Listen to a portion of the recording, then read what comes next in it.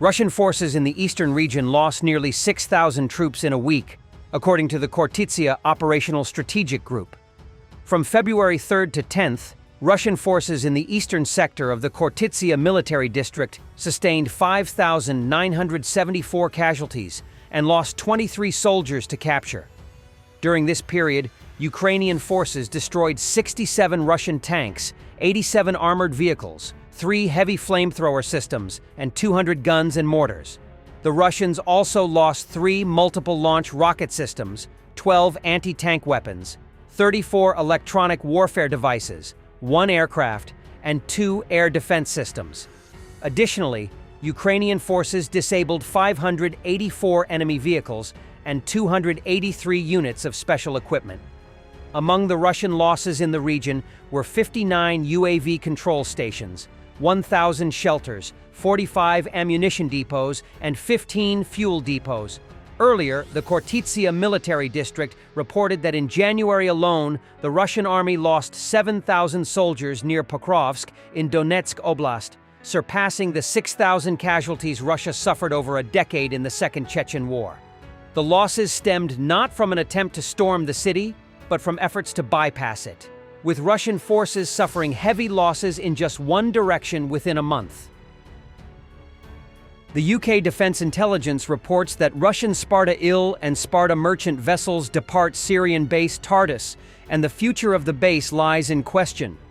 On January 28 and 29, 2025, Russian Sparta-Il and Sparta merchant vessels reportedly departed Tartus, Russia's strategically important naval base in Syria.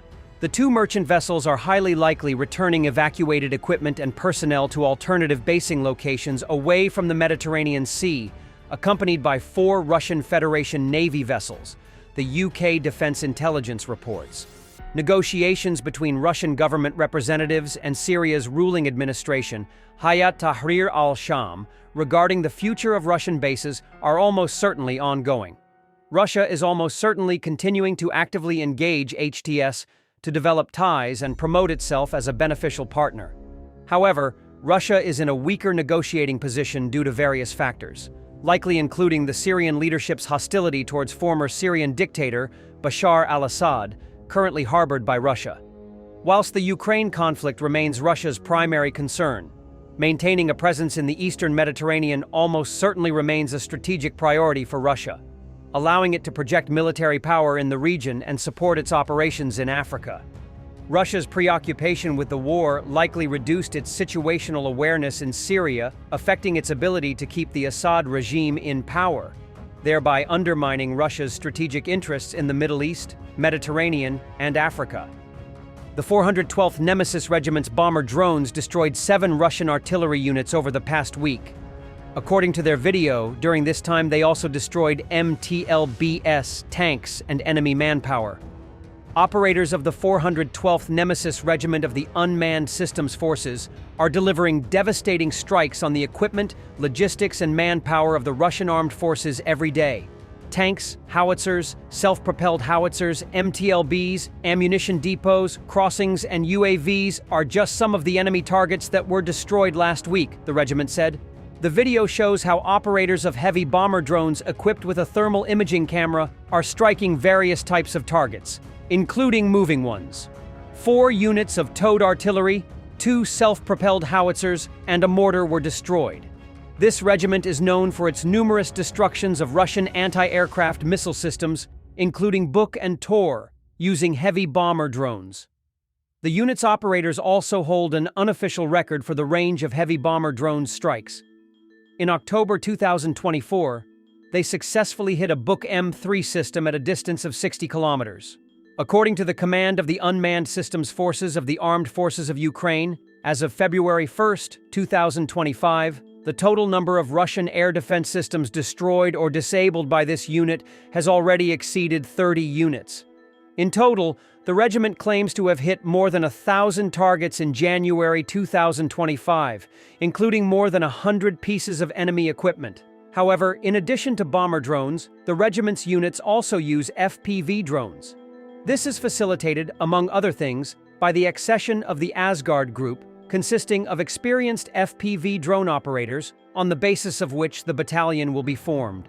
The 412th Nemesis Battalion of the Unmanned Systems Forces was reorganized to the size of a regiment at the end of December 2024. Due to the change in structure, the unit's command announced a recruitment drive, not only for experienced professionals, but also for those who are ready to learn and acquire new skills. Those interested can fill out the appropriate application form.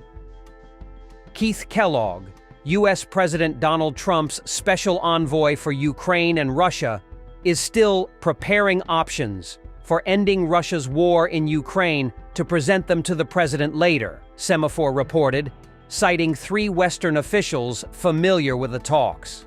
Since taking office in January, the Trump administration has been aiming to reach a deal within the first 100 days. Yet, Trump's team has not revealed how it plans to end the Russian invasion and announced that it will not present its plan at the Munich Security Conference on February 14th to 16th. Kellogg said that the proposals are still in development during one meeting with U.S. allies, according to Semaphore. The envoy also noted that he is eager to meet and coordinate with all officials of each NATO country. Speaking to Fox News on February 1, Kellogg claimed Trump has a reliable plan to end the war, which would involve pressuring not only Moscow but also Kyiv, while offering incentives to both sides. Washington and Kyiv are reportedly discussing providing access to Ukraine's rare earths and other things, though the U.S. president did not specify further. Trump has previously suggested that Ukraine could provide rare earth minerals in exchange for U.S. aid, a proposal Kyiv has been open to discussing. Trump's special envoy is also expected to visit Ukraine later this month for talks with Ukrainian officials. Russian troops are installing protective nets over supply routes to counter Ukrainian FPV drone strikes. A Russian military engineer from the 3rd Army Corps claimed they are covering over 2 kilometers, 1.2 miles of roads with anti-drone nets, with efforts to expand and improve the system. Ukrainian electronic warfare specialist Serhiy Beskresnov, known as Serhiy Flash, reported via Telegram that Russia is constructing nets spanning several kilometers to protect logistics, Defense Express reported. He said that these nets also defend against fiber-optic-controlled drones, while smaller nets help block drone-dropped munitions and mines.